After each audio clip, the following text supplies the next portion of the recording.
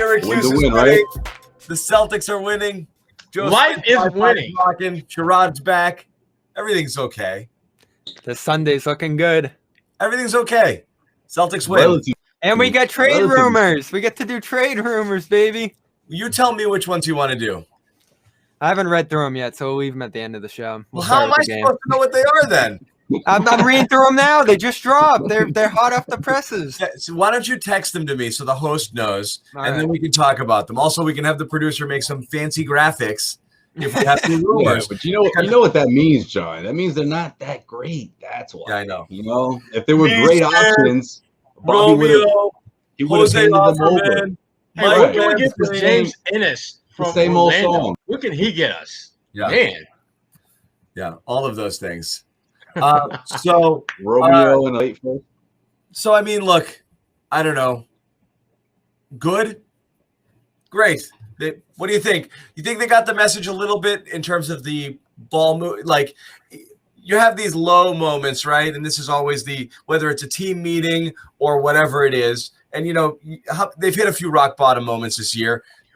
Last game felt like one of them. They were really down on themselves again, saying all the right things. It's rarely resulted in action. But in this case, it looked like, at least out of the jump, and I think it carried through a lot of the game, there was clearly a mindset and an emphasis on sharing the basketball. And you could see it in the first few possessions, how the touches and the passes were quick and the ball was moving. And over the course of the game, it didn't really result in much in the first quarter, but by the fourth quarter, by the second, third, fourth, and the three started to drop, and it looked like it started to finally pay dividends. Did it look like Sherrod? Did it look like a mindset change at all to you in terms of how they approached the start of this game?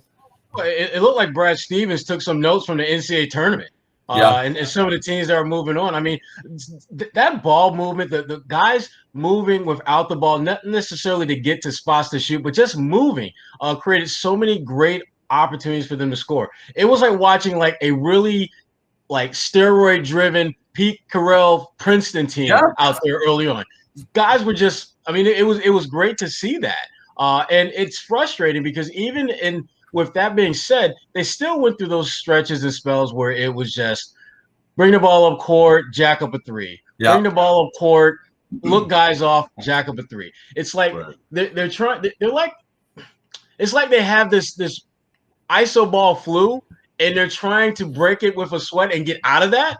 And they're still going to have moments where they're going to revert back to that. But I thought the effort offensively was to make sure the ball was moving and guys kept moving. And defensively, it seemed like there was a lot more verbal activity than there usually is, where guys were talking and trying to be on the string defensively. But it's a good win because they needed one. But I'm not ready to stamp approval that this team has figured anything out.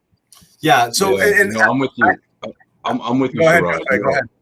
I thought they pieced it together nicely in that third quarter. Again, the same pattern we've seen throughout the course of the regular season, right? They get together, they reset at halftime, but then we don't know what's going to happen in that fourth quarter. And it's almost like I saw the story. Remember, I sent that text out. I'm like, 13. The Magic will get this down to 13 points before the fourth quarter. They got down to 10.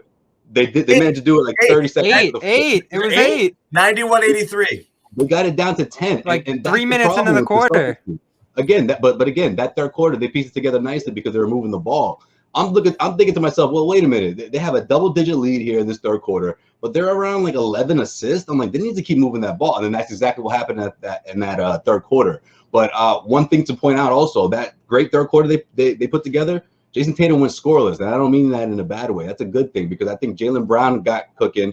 They were able to help each other out. Obviously, they were playing great together as a cohesive unit, as a force from behind the arc. You know what? I predicted a lot more assists in this game, and I saw that finally in the third quarter. I also predicted a lot more threes. I just didn't think it would be those two. Right? I thought they would be the one distributing throughout the night.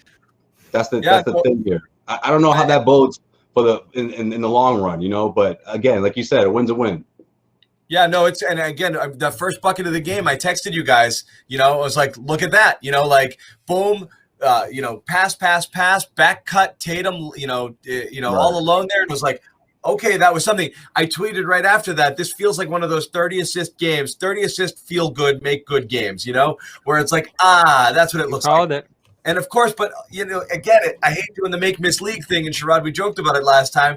Obviously, when those threes go down, it's much easier to get assists. Like, hey, here you go, guy standing 2 feet away from me. Hit this 30-foot shot, and then they do, and you look and you get the assist. That. Those are great when they go, but they don't always go, Bobby. Yeah, I think you hit it for the most part, that it was to a large degree shots falling, especially for Brown. You're going to go out and hit 10 threes in a game. Yeah. That's always going to work. But that helps. I love condensing the rotations as they have in recent weeks. And I know it hasn't worked right up until this point, but getting those 5 playoff starters back together, cutting off some of the minutes for the lower rotation guys like Grant, like all these guys that we've thrown around, for the most part, they got their little runs in this one. Neesmith got his chance in the first and second half, and then obviously down the stretch. But that starting 5 has great cohesion, and I love them in the playoffs. You still saw Kemba struggle in the later portion of the postseason. They still were able to win in spite of that. So that's a group that has cohesion, connectivity, all that stuff. We haven't seen a ton of it this year. We haven't seen the unit play for more than 3-4 games. So I've hated that injury excuse all year, but that is a unit that brings something from last year that they had together and can carry it forward this postseason. They just don't have the depth below that, as we saw again tonight. Even Rob wasn't his best. Neesmith was awful in this game, I thought. Grant was Grant, and it was basically the starters carrying this to the finish line. Yeah. Neesmith was brutal.